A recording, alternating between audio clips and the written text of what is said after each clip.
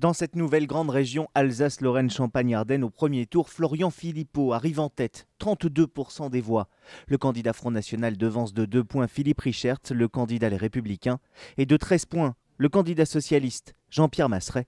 Un résultat pas forcément étonnant. C'est une surprise d'une certaine manière, puisque dans d'autres enquêtes réalisées jusqu'ici, pour l'instant, le FN n'était pas en tête au soir du premier tour et il était devancé par la droite. Mais ce n'est pas une surprise d'un autre côté, parce que le Front National est très fort dans cette région. Il avait réalisé 33 et 32% aux élections départementales et européennes sur la grande région Alsace, Lorraine, Champagne-Ardenne.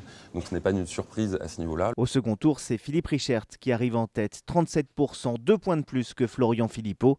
Le candidat Les Républicains profite des reports de voix du premier tour. Jean-Pierre Maseret ne recueille lui que 28%.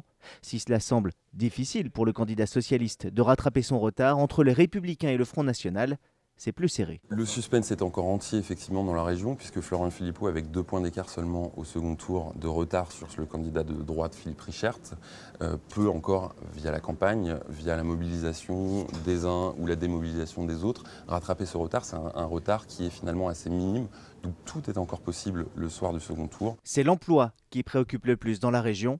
La sécurité et l'immigration sont également des sujets qui peuvent influencer le scrutin.